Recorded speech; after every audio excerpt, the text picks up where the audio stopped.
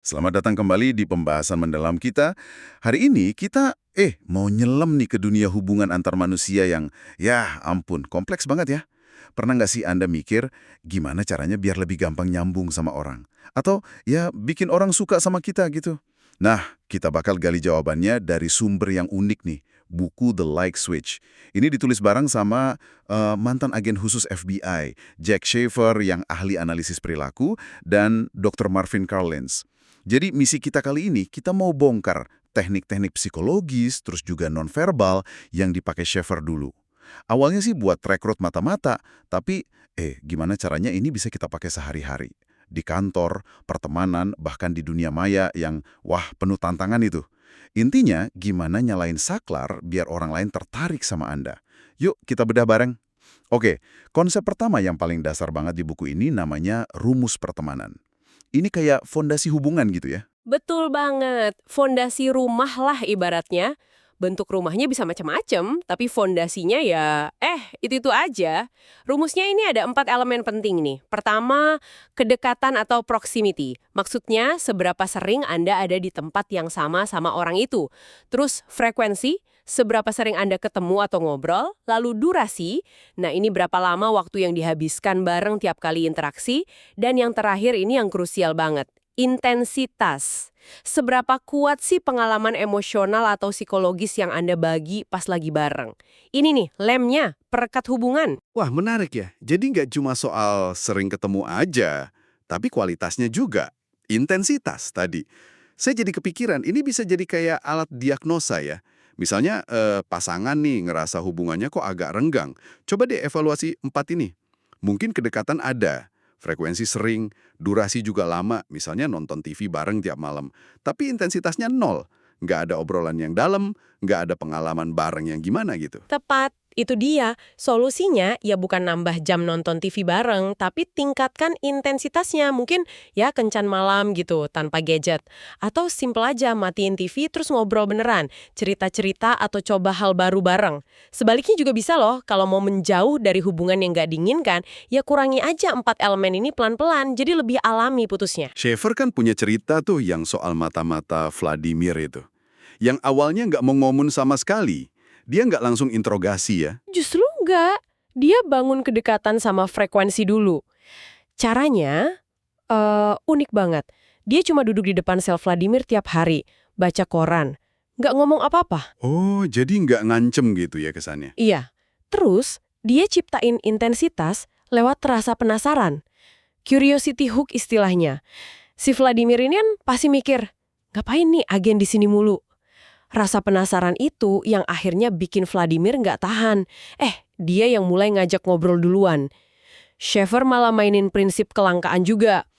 Pas Vladimir ngajak ngomong pertama kali, dia nggak langsung respons, malah bikin makin penasaran. Sabar banget ya terapinnya. Jadi fondasinya itu tadi, kedekatan, frekuensi, durasi, intensitas. Oke, nah setelah itu ada lapisan berikutnya nih, komunikasi nonverbal. Sinyal-sinyal sebelum kita ngomong. Otak kita kayak radar ya berarti. Persis, nyeken terus, ini kawan atau lawan. Dan yang netral biasanya ya diabaikan aja. Makanya penting banget kita sadar buat mancarin sinyal kawan. Ada beberapa yang kuat banget nih. Yang pertama mungkin paling cepat kelihatan. Kedipan alis. Eyebrow flash. Itu loh gerakan alis naik turun cepet banget sepersekian detik pas papasan. Oh iya, sering lihat tapi nggak ngeh namanya itu. Itu artinya saya nggak bahaya gitu ya? Betul. Kayak lambaian tangan nonverbal dari jauh. Terus, memiringkan kepala sedikit pas dengerin orang. Itu langsung kasih kesan kita tertarik, nyaman, mau dengerin. Bikin orang jadi lebih terbuka juga ya? Benar. Terus, nah ini, senyum tulus. Genuine smile. Ini kunci banget. Bedanya sama senyum basa-basi apa, senyum tulus itu melibatkan otot di sekitar mata. Muncul kerutan halus gitu, crow's feet. Senyum kayak gini tuh secara nggak sadar ngasih izin buat orang lain deketin kita. Perlu latihan di depan cermin nggak sih biar alami? Haha, ya bisa jadi. Biar pas senyum beneran, tulus, nggak kelihatan maksa. Terus kontak mata gimana?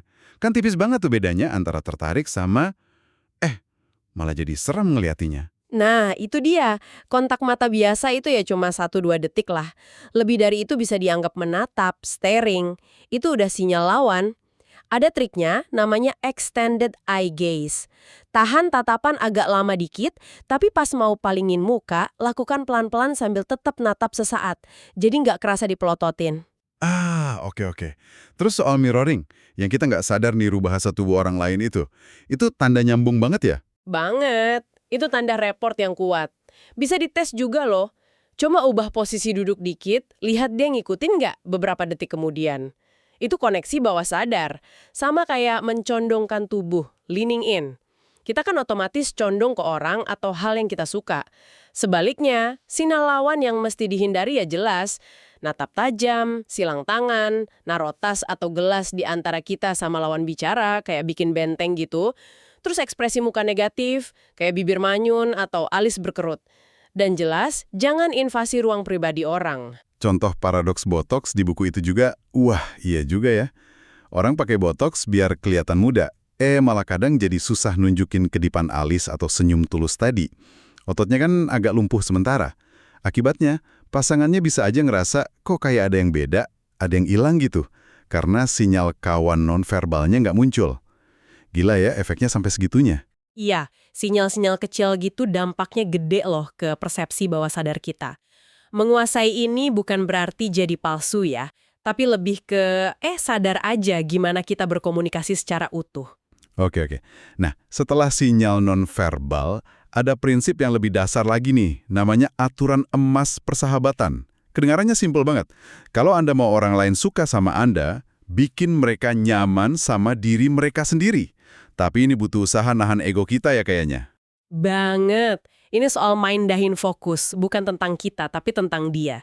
Cara terapinnya ya bisa lewat pujian tulus. Ingat tulus ya, bukan basa-basi.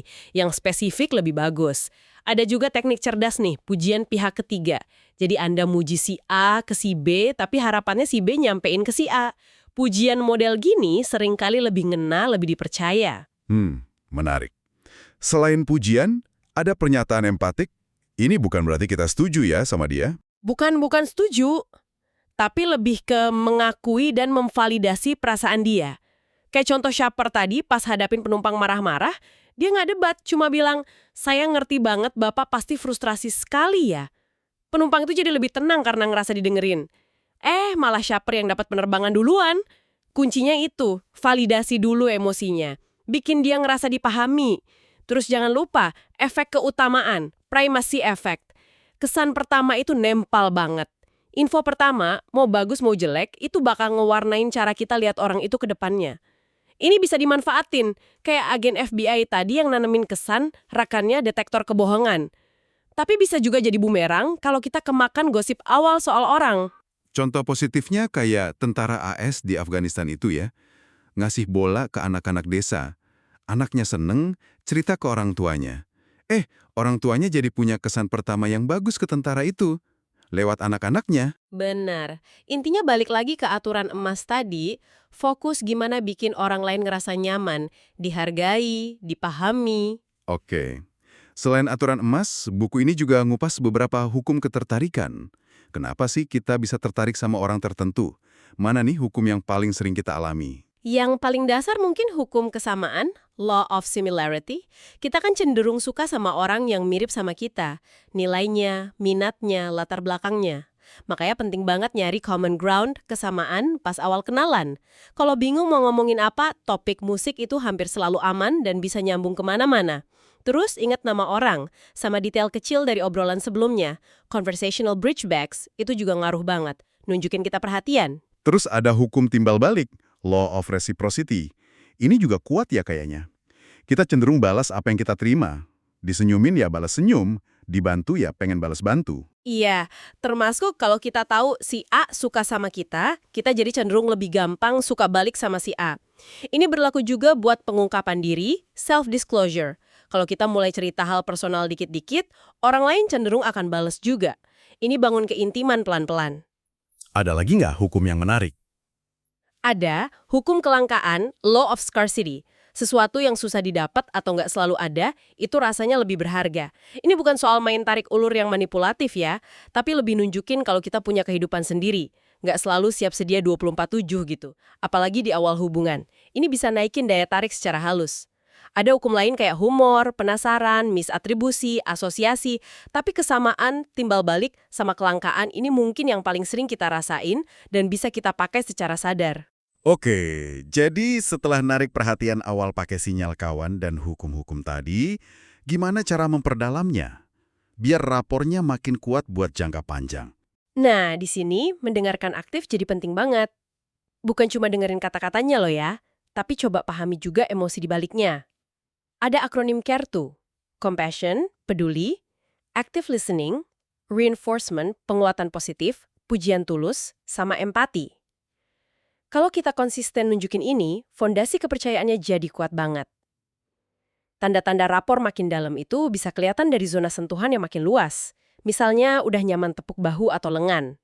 Atau perilaku merawat kecil, kayak ambilin benang di baju pasangan. Dan kalau udah jangka panjang, konflik kan pasti ada aja ya. Gimana ngelolanya biar nggak rusak?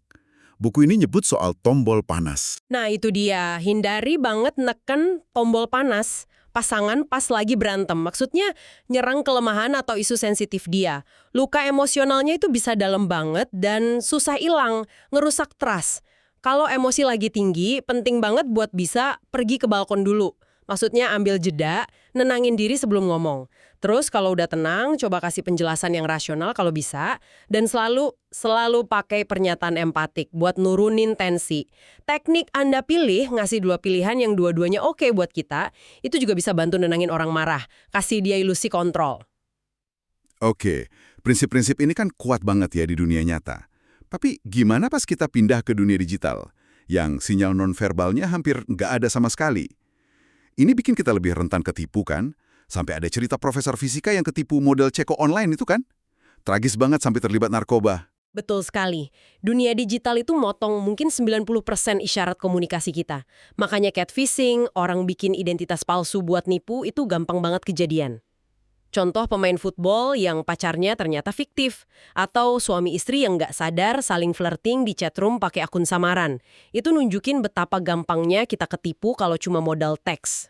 Waduh, terus gimana dong caranya biar kita lebih waspada online, tapi nggak jadi parnoan juga? Cenderung percaya sama orang. Ini bagus buat sosialisasi normal, tapi bahaya banget di online. Kedua, coba pakai uji kebenaran verbal pas lagi chatting atau texting. Misalnya, teknik well atau yah. Kalau ada pertanyaan ya tidak dijawabnya pakai awalan itu, kemungkinan besar jawabannya tidak atau nggak sesuai harapan kita. Atau teknik line of ease, orangnya ngehindarin jawaban langsung malah muter-muter nggak jelas atau nyerang balik. Kalau gitu, balikin lagi aja ke pertanyaan awal. Ada lagi nggak teknik lainnya? Ada teknik mengapa saya harus percaya Anda. Biasanya nih, orang jujur jawabnya simpel aja. Ya karena saya ngomong bener atau semacam itu. Kalau pembohong, dia cenderung usaha ngiyakinin kita pakai cara lain. Misal, ngebela karakternya, saya orang baik loh, saya bukan penipu. Selain itu, ya perhatiin etiket digital dasar lah. Jangan nulis pakai huruf kapital semua kayak lagi teriak di email. Hati-hati pencet reply all, pikirin juga jejak digital kita di medsos. Terus, solusi paling jitu buat ngindarin penipuan identitas online ini apa dong? Pindahin interaksi ke ranah visual secepat mungkin. Ajak video call. Ini simple tapi efektif banget. Biasanya catfish bakal banyak alasan atau ngilang. Kalau mungkin dan aman ya ketemu langsung. Itu verifikasi paling top. Intinya, jangan keburu bangun ikatan emosional dalam banget cuma berdasarkan teks sama profil doang. Verifikasi dulu identitasnya sebelum Anda investasi perasaan terlalu jauh. Oke.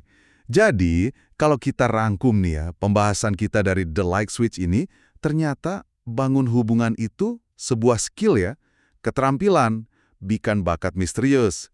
Mulai dari paham rumus pertemanan tadi, terus kuasai bahasa nonverbal, kirim sinyal kawan, baca sinyal lawan, terapin aturan emas, fokus ke orang lain, sama paham hukum ketertarikan kayak kesamaan, timbal balik. Iya. Dan yang penting digarisbawahi, ini bukan soal manipulasi ya.